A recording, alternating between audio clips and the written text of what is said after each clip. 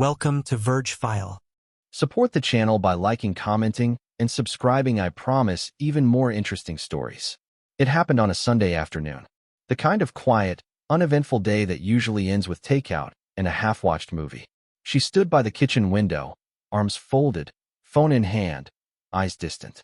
I asked her a simple question, something like, "Want to go for a drive later?" She didn't look up.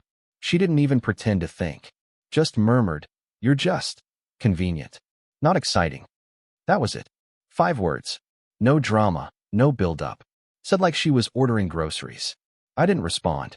Not because I didn't have words. I had too many. But none that felt worth saying to someone who had clearly rehearsed her line. She exhaled, finally looked at me. Not with anger, not even disappointment. Just vacancy. As if I was already gone. And in that moment, something inside me went cold. Not broken, frozen. Preserved, like a man observing the wreckage of his own life from across the street. I nodded, slowly, then walked past her to the sink, poured myself water, and didn't say another word. Later that evening, she laughed on the phone with someone. I couldn't tell who. The laugh wasn't cruel, just careless. The kind of laugh people use when they forget you exist. I slept on the edge of the bed that night. Not because we argued. We didn't. She'd already left the conversation hours ago. Maybe weeks ago. Maybe longer. At 2:13 a.m., she shifted in her sleep and mumbled a name I didn't recognize. I stared at the ceiling until morning. I didn't confront her. I didn't shout. I didn't beg. I just watched. Because something was already unfolding. And I wasn't going to stop it. I was going to witness it. In silence. And when the moment came, when she finally realized what she'd thrown away, I wouldn't raise my voice. I'd be long gone. Emotionally first. Physically later. She just didn't know it yet.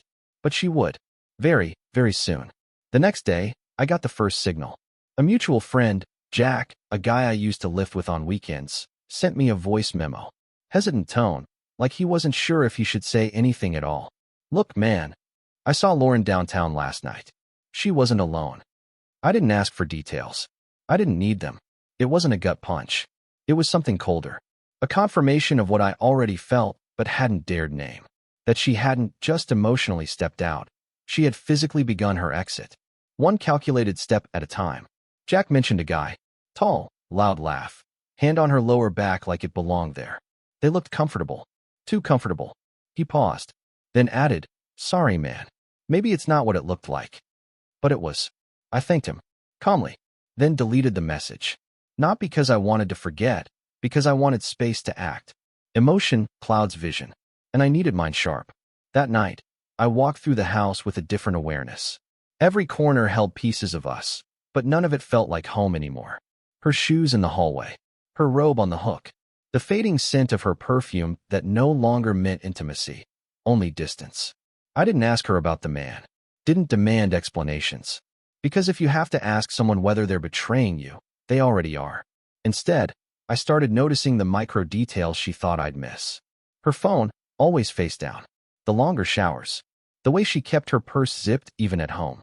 The excuses. Work late. Yoga class. Last-minute drinks with old friends. She was pulling away, inch by inch. But I didn't chase. That night, I took a walk through our neighborhood. No destination. Just space to breathe. I passed by houses with lights on, laughter spilling out of open windows. Lives that still felt whole. And then I made a decision. If she wanted out, I'd open the door for her. Quietly. Without begging. Without scenes. I came back home. She was already in bed, pretending to sleep. I sat on the edge of the mattress for a long time, listening to the silence between us. It was louder than any scream. And that was when the first piece of me detached. Not out of anger, but out of clarity. This wasn't about saving something broken anymore. It was about preparing for the fallout and making sure I walked away untouched. 2 nights later, she left her laptop open in the living room. I never touched her things, never crossed that line. But this time something made me pause. The screen lit up as I passed. Notifications, pop-ups from a messaging app one didn't recognize. Not iMessage. Something she had to download. Something she had to hide. I didn't click. Didn't scroll. I just stood there long enough to see the name. Chase. A laughing emoji. A heart. Then a photo. Her. In the yoga studio. Different angle, different light. More skin than usual. A pose meant for someone who wasn't her husband. I walked away. That moment should have broken me, but it didn't. It anchored me, because now I knew. It wasn't just emotional distance or a phase. It was something deliberate, something curated, and more importantly, it was being documented. The next morning, I started collecting. Not obsessively, strategically. Bank statements, GPS logs, social media patterns, photos synced to our cloud that she probably thought were private. A trail, clean, unarguable. I wasn't building a case to confront her. I was building a firewall, preparing for whatever version of truth she might someday try to sell. She started getting sloppy, came home late, and blamed traffic. But traffic doesn't leave a receipt from a rooftop bar across town. Said she was exhausted from yoga, but posted a photo with a caption that read, "Some nights are just worth it." Not even tagged. Just vague. Just smug. I screenshotted it all. Stored it in a hidden folder. Not for revenge. For clarity. I didn't want doubts clouding my decisions. I needed precision. She didn't notice my silence anymore. Didn't care that I no longer asked how her day was, or whether she'd be home for dinner. But what she didn't know was that every absence, every late night, every misstep, was becoming part of the architecture of my exit. This wasn't going to be a confrontation. This was going to be a clean extraction. That week, I moved a few essential documents into a private safe deposit box, rerouted some automatic payments, split off a secondary account. Quiet moves, invisible lines. She came home that Friday in a mood. Buzzing, music in her ears, lip gloss smudged. She walked right past me like I was air. And that's when I realized she had already started living like I wasn't there. So I made a promise to myself. Soon, I wouldn't be. But when I left, it wouldn't be through a slammed door or a broken plate. It would be through absence so complete, so cold and absolute. It would haunt her long after she realized what she'd destroyed. And I wouldn't need to say a single word. She didn't notice the first shift. They never do. On Monday, I left for work and didn't come back at 6 like I used to. No text. No heads up. I stayed out. Drove aimlessly. Ate dinner alone in a place we used to love, one she'd forgotten about months ago. I got home around midnight. She was asleep or pretending to be. I didn't bother turning on the lights. On Tuesday, I turned off my phone after 5 p.m. Complete radio silence. No, where are you? No call. No panic. She was getting used to the distance. But that was the test. On Wednesday, I pulled the plug. No warning. I canceled the joint Spotify, disabled her access to my calendar, logged her out of the shared grocery list. Every little thing that quietly tied our lives together. I cut it. By Thursday, I was erasing my digital fingerprints, changed passwords, switched cloud storage, set up two-factor on everything. Bank, email, utilities. She wouldn't even know how to pay the water bill if the pipes burst. On Friday, I left work early, packed a weekend bag. Nothing dramatic. A laptop, 2 shirts, my gym gear. I booked a cabin 2 hours away. No Wi-Fi, no cell service, no trace. I didn't leave a note. When she came home, I was already gone. I know what that silence must have felt like. She probably expected a fight, a confrontation, a scene. What she got instead was nothing. Not absence. Void. No explanation, no demand, no accusation. She texted. Once. Where are you? I didn't respond. She tried calling. Twice. Then again. Voicemail. By the next morning, I could feel the panic vibrating through my phone, even though it was still off. I turned it on just long enough to see 6 missed calls for messages. Then I powered it down again. Let her sit with the silence. Let her wonder if I knew. Let her wonder how much. Let her think through every lie she'd told and try to figure out which one broke the surface. I sat on that cabin porch with a black coffee and watched the sun rise like it was my first one in years. For the first time, there was no weight on my chest. No performance. No pretending to be someone worth staying for. Because the truth was, I had been worth staying for. She was just too blind to see it. And now she had nothing to hold on to. Not even the comfort of my routine. The man who used to carry the weight of the relationship was now vapor. By Sunday night, she called again. Voicemail. Her voice was shaky now. She sounded like someone finally realizing they'd burned a bridge they couldn't rebuild. But this wasn't about punishment. This was about teaching through silence. I didn't yell. I didn't slam the door. I simply stopped showing up. And that, I knew, would echo louder than anything I could have screamed. His name was Chase. I didn't need to ask. I'd seen enough. His name popped up in her notifications more times than mine had in the last 6 months. A personal trainer with a side hustle in crypto and fake confidence that bled through every filtered photo he posted. Backward cap, gym selfies, motivational captions pulled straight from the internet. A walking cliche with abs, but cliches crack easily when you apply pressure in the right places. I didn't confront him. I researched him. Chase Matthews. 2 failed LLCs. 1 active warrant for unpaid equipment leases. A trail of ex-clients accusing him of ghosting after taking deposits. His entire brand was smoke held together with duct tape and DMs. I wasn't looking to destroy him. I just wanted to tip the first domino. I found the gym where he trained clients under the table. It was a boutique setup with a strict liability policy. 1 anonymous message with screenshots of his private deals and client messages, and suddenly, his access badge didn't work. Then came his crypto scam. I traced a few of his token shills back to a Discord group he moderated under a pseudonym. Another anonymous tip. 1 screenshot of a faked return chart sent to a desperate investor, and the group turned on him like wolves. I didn't need to be seen. I didn't want credit. I just wanted erosion. Piece by piece, the illusion of Chase Matthews began to crumble. She didn't know yet. Not at first, but I could sense it in the text she didn't send. In the silence from her side when I finally turned my phone back on. No demands. No fury. Just a cautious ping. Hey, can we talk? Now she wanted words. But I wasn't offering any. He was still active on social media, trying to maintain the illusion, posting old photos, pretending nothing was wrong. But his circle was collapsing. His followers were down. Engagement dying. The people who once cheered his hustle now whispered about lawsuits and red flags. He was a sinking ship, and I hadn't even touched him directly. That's what she chose.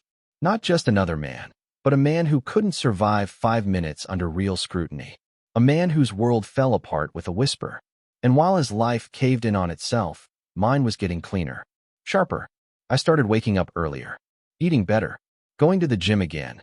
Not to punish myself, but to reclaim territory. I wasn't rebuilding for her. I was remembering who I was before I bent to make her comfortable. The silence between us had become permanent. I was done reacting. Now, I was calculating. And she was starting to feel the weight of what she gambled for. And lost. It didn't take long for the cracks to reach the surface. At first, it was subtle. A friend of hers, Maya, stopped liking her photos. No more fire emojis under her mirror selfies. No heart reactions to her brunch shots. Then it spread. One by one, the likes thinned out. The comments dried up. The echo chamber she'd built, full of curated attention and validation, was losing interest. I hadn't said a word. I hadn't exposed her. But truth doesn't always need a voice. Sometimes it just needs enough silence for people to start paying attention. The real blow came at her cousin's engagement party. We were both invited. I almost skipped it. But I showed up, silent, calm, dressed in the kind of quiet power people don't expect after betrayal. I didn't talk about her. I didn't hint at the chaos. But her aunt pulled me aside anyway. Eyes sharp. She's not herself lately, she whispered. What's going on? I smiled. Not bitter. Not broken. Just done. Her mother watched us all evening. You could see the tension building in her face as she glanced between us. She didn't say anything until dessert. She let something good slip away. She murmured, low but clear enough for the table to hear. Lauren froze. She tried to laugh it off, but the energy had shifted. People weren't leaning toward her anymore. They were watching. Quiet. Curious. Even her best friend, Rachel, the one who used to hype every decision she made, gave her a look I couldn't quite read. Disappointment, maybe. Maybe realization. I didn't gloat. Didn't speak out of turn. I just let them connect the dots. That night, she cornered me in the parking lot. Her voice low, trembling. You're making me look bad. I stared at her. I haven't said a single thing, I replied. She blinked, caught off guard by the precision of that truth. Because I hadn't. I didn't need to. She had told her own story, through her absence, her mistakes, her posts. Through the way she paraded something she didn't understand, thinking no one would notice the difference between real and replacement. They noticed. Not because I told them. Because I didn't. And silence in the right hands becomes a mirror. The people who once saw her as the one with options were now seeing the full picture. And they weren't impressed. She was unraveling socially. Not because I pushed her, but because I stepped back. And when a spotlight shifts, People start asking questions. Questions she wasn't prepared to answer. And I was just getting started. She thought it would pass. The awkward silence at dinners, the looks at events, the shift in group chats where her name no longer lit up conversations. But it didn't pass. It spread. One by one, her connections faded. Calls stopped being returned. Invitations stopped coming. Even Maya, her loudest cheerleader, muted her stories and stopped responding to her texts. Not because of gossip, but because of discomfort. Because people sensed the rot behind her curated life. And I wasn't behind it. I never said a word. Real isolation doesn't start with someone pushing you away. It begins when the people you thought were your safety net step back. Quietly. Collectively. She came home earlier now. No more long nights. No more vague work drinks. She walked through the door slower. Lingered longer. As if testing the air for something that was already gone. She'd glance at me when she thought I wasn't looking. Not with anger. With uncertainty. The same kind a child shows when they realize they've broken something they can't fix. I didn't flinch.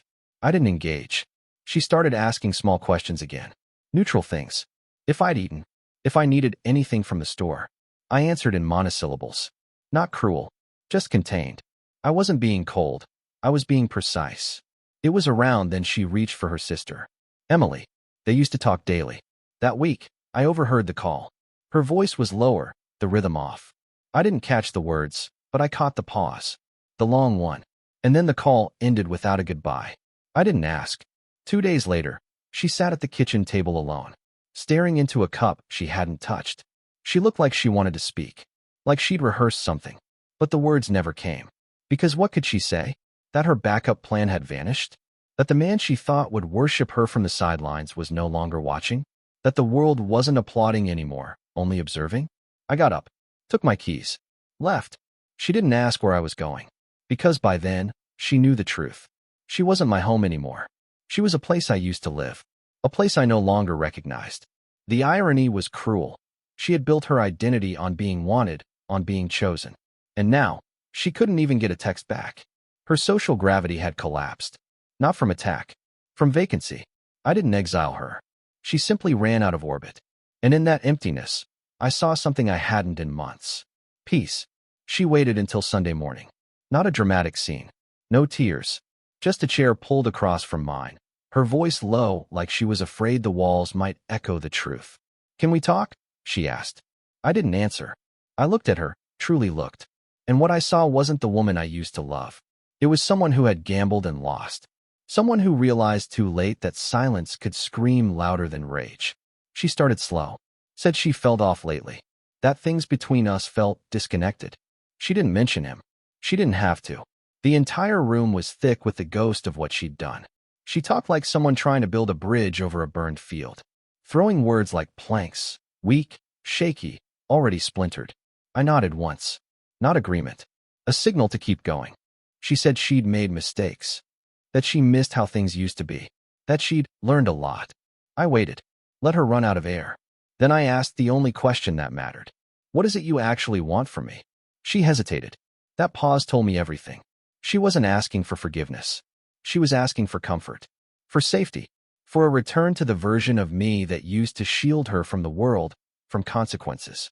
But that version of me was dead. She finally said it. She wanted us back. Wanted to try again. I didn't raise my voice. I didn't list what she'd done. I didn't ask about the late nights, the private apps, the eroding trust. I just stared at her long enough for the silence to do its work. And then I said calmly, there is no us to come back to. Her face twitched, like she didn't fully process the sentence at first. But I watched it land. No dramatic reaction. Just a subtle collapse. Shoulders folding in. Breathing shallow. She tried again. Said people make mistakes. Said we could start fresh. I stood up. Not fast. Not theatrical. Just final. You left, I said. And I followed your lead. I walked out of the room, leaving her in that kitchen, our old center, now just a shell. She didn't follow. Because she couldn't. Because for the first time, she realized the distance wasn't physical anymore. It was existential. I hadn't just changed my behavior. I had changed my position in her life. From constant to gone. And nothing she said could close that space now. It started with the little things falling apart. She missed a payment on the internet bill. First time in years. Then she forgot her password to our streaming account. Because it wasn't ours anymore. I'd changed everything. The fridge emptied slower. Her messages, once loud and constant, turned into drafts she never sent. And Chase? He was gone. Not just offline, fully disappeared. His reputation ruined, his fallback clients vanished. She never spoke his name again. I watched her from the background. Like a ghost that used to live in this house. A presence without weight. She still tried. Subtly. Leaving out books I once liked. Making my coffee how I used to drink it. But these weren't acts of love. They were acts of survival. Like a drowning person reaching for any floating object, no matter how far gone it is. She had nowhere to turn. The friends? Faded. The family? Distant. The digital audience she once cultivated? Silent. And me? I was present only in absence. My routine had evolved without her. I left earlier. Came home later. Moved quieter. She began to notice that I didn't just ignore her. I didn't see her. That's when the panic truly started. She tried to provoke me. Left a photo face up on her phone. Her and a new guy. Maybe staged, maybe not. I didn't flinch. Didn't even glance twice. Because I knew it wasn't real. It was bait. A last swing at control. A weak echo of the woman who used to believe the room revolved around her mood. Now, she was alone with herself. With every version of the lie she once lived. I had removed myself so cleanly, so surgically, that her downfall wasn't even mine to own. It unfolded like gravity, inevitable, predictable, irreversible. At work, I got promoted. Quietly. No celebration, no announcement. Just more responsibility, more pay, a corner office with a door that actually shut. At home, she barely looked up anymore. Because she knew she didn't have access to me. Not emotionally, not mentally, not even logistically.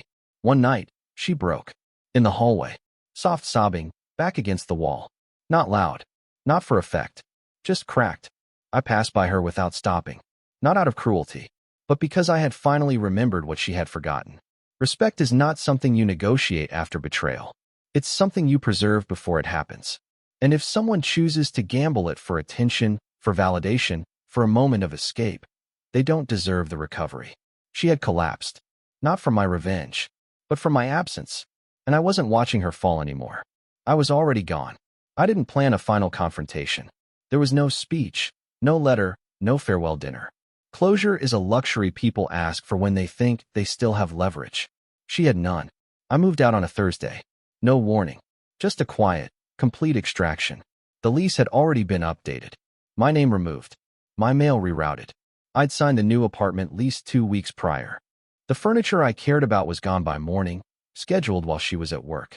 The rest I left behind, because memories don't follow you unless you pack them. When she got home, I wasn't there. Neither was my scent, my energy, my rhythm, just absence. She called. I let it ring once, then blocked the number. No rage, no message, just a clean exit. She emailed me the next day, a long one, full of reflection, apology, confusion. Words she should have said before the damage was irreversible. She said she missed my silence, even though she once mocked it. Said she missed my presence, even though she treated it like background noise. I didn't open it. I archived it. Because closure isn't something I owed her. It was something I gave myself the moment I realized I was no longer waiting for her to come back. I changed my number the next week. Not because I feared contact, but because I no longer needed the reminder that she existed. I deleted the photos. All of them. Not out of spite, but to reclaim the space. The space where she once lived had become mine again. I started seeing someone, eventually. But she didn't know that. She never would. Because she was no longer part of my orbit. No longer entitled to updates. No longer a recipient of the life I rebuilt. I heard she tried reaching out through a mutual friend. Said she hoped I was okay. I was. Better than okay. Because I hadn't just moved on, I had evolved. The version of me she knew died the moment she mistook my patience for passivity. The moment she gambled our history for attention. What remained was a man who no longer needed to explain his silence. Because his absence did the talking. Months passed. Then one morning, I walked by the old coffee shop we used to visit. I paused, glanced inside. She was there. Alone. Same seat. Same cup. But something about her was hollow. She didn't see me. And I didn't stop. I walked on. Because some goodbyes don't need to be spoken. They just need to be final. And as I turned the corner, one last thought settled in. I didn't disappear. I just stopped showing up where I wasn't respected. And that silence? It was permanent.